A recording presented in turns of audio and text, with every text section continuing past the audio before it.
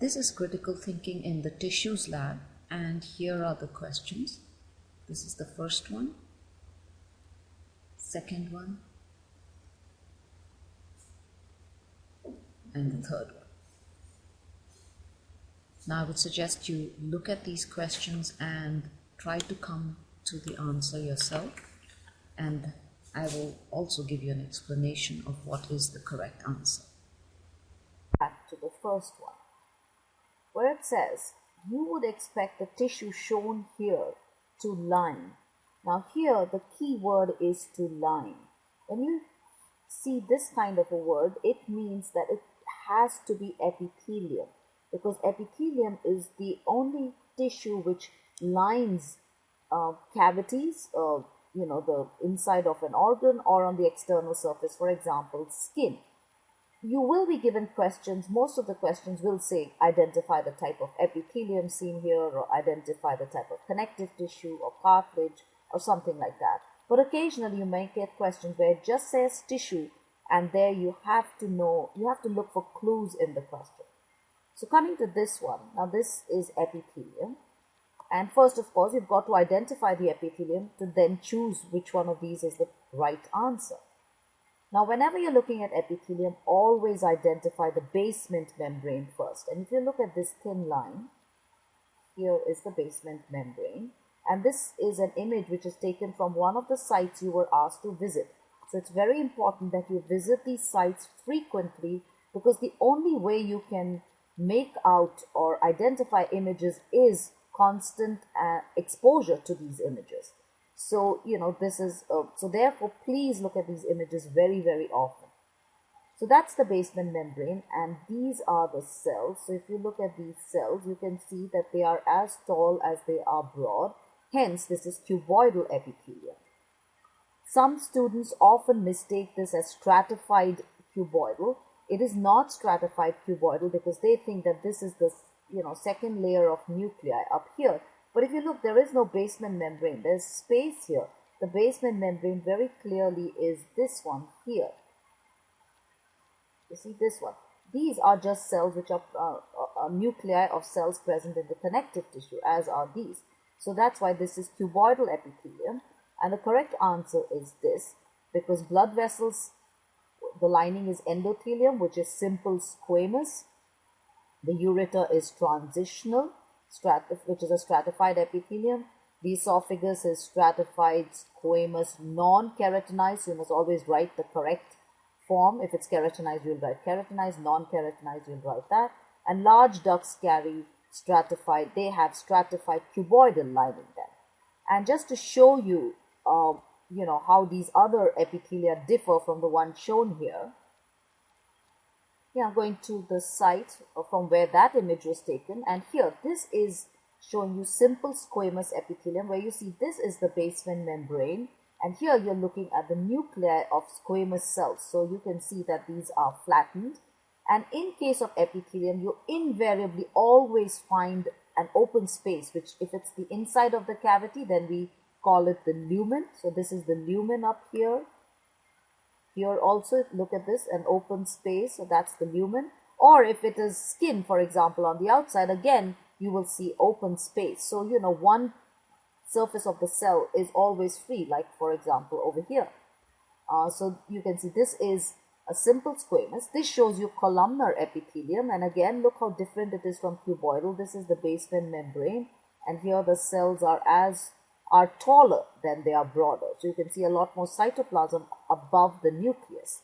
So, if you were asked a question on how to give two relevant features for identifying it as cuboidal, you would say that the cells are as tall as they are broad, and the nucleus is in the center and of the cell. So just to show you that this was the image that was taken. So you can see how the nucleus is in the center of the cell. And I just want to show you stratified squamous non-keratinized. So here, this is stratified squamous. The basement membrane begins here, and look at the layers of nuclei, and right up to the top you see nuclei, unlike stratified squamous keratinized where you'll see keratin.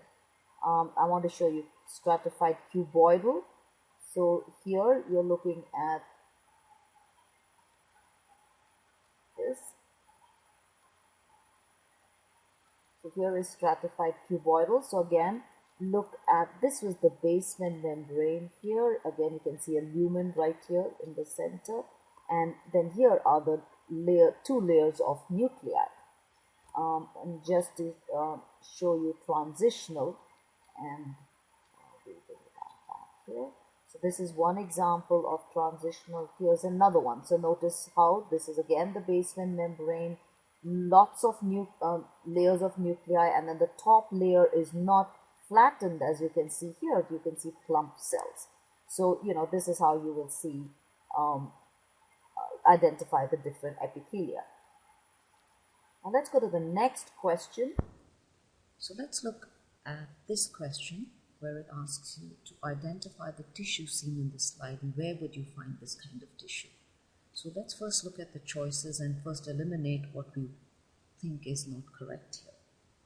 So if you look at this one, dense regular connective tissue. Remember, dense regular connective tissue runs in parallel bundles. So they run in parallel bundles like this, the collagen fibers. And you can see this is kind of in a haphazard fashion. So this is not dense regular connective tissue. It isn't adipose tissue because if you remember, adipose tissue has a chicken wire appearance where you have empty looking cells with the nucleus pushed to the periphery. Dense irregular connective tissue is where the collagen fiber bundles are cut in haphazard fashion. They kind of run in different directions this way. So this could be that. And then let's look at the last choice, which is smooth muscle. And the only place you saw smooth muscle was in the erector pylorem in the lab. And if you remember the erector pylorem, the smooth muscle is present in strips like this, where they look really like fish swimming in a stream. So this isn't smooth muscle either. So this is dense irregular connective tissue and seen in the dermis of the skin. So that's why this is the correct answer. Let's go to the next one, where here the question says the function of the cell the arrow points to is, and it's pointing to this cell, and then where would you find this cell? So if you look at this cell, the cell seems to be present within a bunch of other cells, and it has processes. So let's look at some of the choices we have here. The first one says to produce mucus. Now the cell that produces mucus is the goblet cell, and it is seen in the epithelium of the respiratory tract. And if you remember, the epithelium is pseudostratified ciliated columnar, and the goblet cell is like this, and it has mucus, and it's either empty looking or very lightly stained. This cell is not like that, so this is not the goblet cell. The second is the function is phagocytosis and seen in the epidermis of the skin. This looks like a stratified type of epithelium. Here you cannot see the nuclei, so this area is probably cornified or keratinized. And this cell, the cell in the epidermis of skin which causes phagocytosis is the Langerhans cells. Langerhans cell, which is also responsible for immunity through the process of phagocytosis. The Langerhans cell has a lot of processes, as you can see here. So if this is the actual cell, you see a lot of process, also called the dendritic cell. So this could be the Langerhans cell, so let's keep that in mind. The third choice is lay down collagen, which is done by fibroblasts. So this doesn't look like a fibroblast, so it's not this.